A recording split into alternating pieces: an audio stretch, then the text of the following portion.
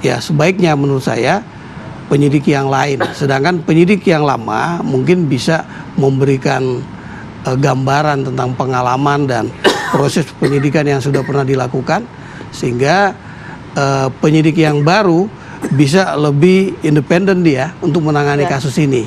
Ya, saya kira seperti itu. Kalau Pak Roni juga melihat, kan sempat disampaikan juga oleh kuasa hukum dari Saka Tatal yang menyatakan bahwa ada prosedur penangkapan yang pada saat itu juga tidak komprehensif gitu, tidak dilakukan dengan benar lah paling tidak. Nah, Ibtu Rudiana juga salah satu yang dilaporkan ke Bareskrim Polri saat ini. Nah, artinya pada saat itu kalau menurut dari pantauan Pak Roni sendiri, ini prosedurnya ada tidak yang dilangkahi atau kejanggalan-kejanggalan tertentu? Termasuk tadi yang sempat disampaikan bahwa tes DNA itu tidak dites, tidak dilakukan, padahal dan sperma itu ditemukan setelah beberapa hari.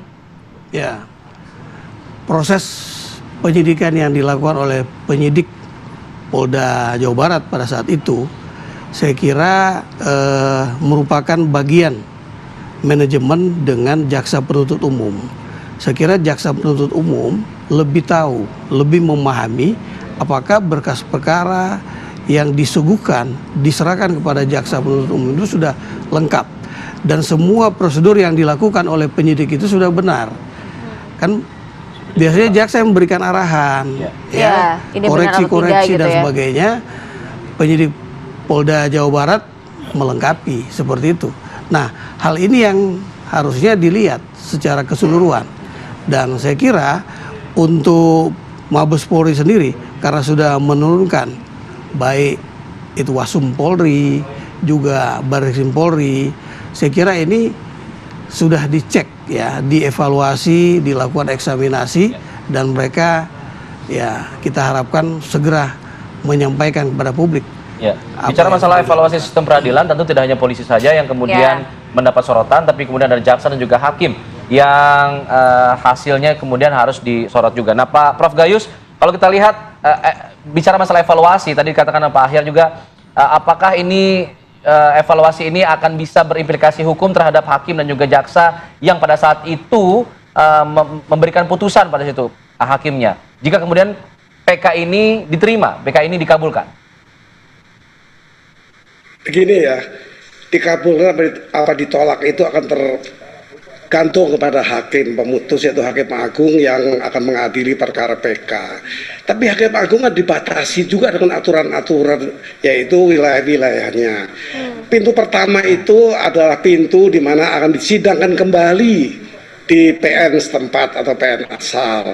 Di sana ada jaksa juga yang hadir untuk kembali mengevaluasi apa yang dimohonkan. Dengan tegas saya katakan kalau akan menggunakan poin tentang adanya perbedaan putusan, dalil dan sebagainya, apalagi yang ketiga, kesalahan hakim yang nyata atau kehilangan, itu tidak bisa masuk. Saya menyesalkan itu pendapat Pak Ahyar kalau bisa diterobos dengan kehilangan hakim. Pintu masuknya sudah tertutup itu ketika di PN. Belum lagi di MA itu ada tim penelaah, baru sampai ke hakim. Ditelaah apakah lewat waktu apa tidak aturannya. Keadilan memang perlu diberikan, tetapi ada 3 elemen lain: kepastian hukum, kemanfaatan, baru keadilan. Pak Jimmy dan bukunya menyebutkan, ini kan menyontek apa pendapatnya Gustav Radbruch.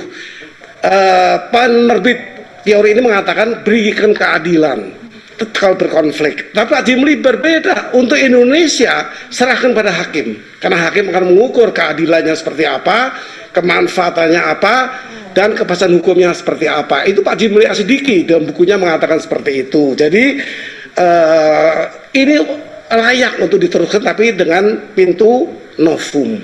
Masih banyak. Tadi Pak Roni dengan tegas menjelas, dibuka saja semuanya, diteliti lebih lanjut manajemen proses perkaranya. Kalau ada kesalahan-kesalahan yang bisa menjadikan novum, sehingga kalau pada waktu itu dibuka di persidangan pertama atau banding, nah ini akan menjadikan keadaan berubah, tidak menjadi dihukum, bisa bebas atau bisa lepas. Ini yang betul tidak menabrak undang-undang, karena yang diatur 120 hari setelah dibacakan dan diterima dengan baik oleh para pihak, itu kunci. Penelaah akan menunjuk itu sudah lewat waktunya. Tolong kita tidak berbicara soal konsep. Kalau konsep progresif iya, tapi itu bukan undang-undang, Mas. Itu konsep ya baik ya begitu. Ya, kekuasaan kehakiman juga memberikan celah, tapi tidak konkret. Ya, memberikan menggali kebenaran. Ya betul, menggali. Ya digali apa? Kalau digali yang tidak boleh, ya masa digali terus? Artinya hakim akan terbatas. Nanti kalau ada penelaah, ada pintu masuk di PN, itu yang digunakan. Bagi saya yang paling kuat adalah novum. Ini memang bisa diajukan. Berbagai novum saya ikuti. Ya, ditemukan besi dengan daging, misalnya, berarti itu ada kecelakaan dan sebagainya. Jadi bagi saya kita harus memberi penerangan publik, bukan yang konsep, tapi apa yang ada, yang digunakan oleh hakim. Kalau mau menyalahkan hakim. Baik. Demikian. Baik, Prof. Silakan Pak Hira tanggapannya apa yang disampaikan Prof. Hanya pintu novum yang terbuka untuk novum yang paling kuat. Bukti-bukti lama sudah tertutup pintunya. Iya, itulah kan kembali lagi, apakah hakim ini berpikir progresif atau tidak? Itu persoalan. Apakah hakim ini hanya berfungsi sebagai trompet undang-undang? Persoalannya situ. Kalau kita untuk mencari kebenaran yang material, why not? Kenapa tidak? Tinggal mindset hakimnya saja. Pola pikirnya bagaimana, mazhab mana yang diikuti. Landasan teori progresif juga banyak ada. Prosapcito dan yang lain-lain juga ada di situ. Sekarang mana yang mau diikuti? Untuk menyelesaikan hal-hal yang konkret. Tentu ada juga hal-hal abstrak dalam kondisi teori, landasan teori. Itu kan ranah juga ruang lingkup dari objek dari studi ilmu hukum kita. Jadi tidak hanya yang fakta-fakta yang ada, di balik ini apa sebenarnya. Filosofinya, secara teoritisnya bagaimana. Lari lagi ke tadi yang menurut saya yang kita cari adalah kebenaran yang material. Apakah hambatan-hambatan yang formal yang ada?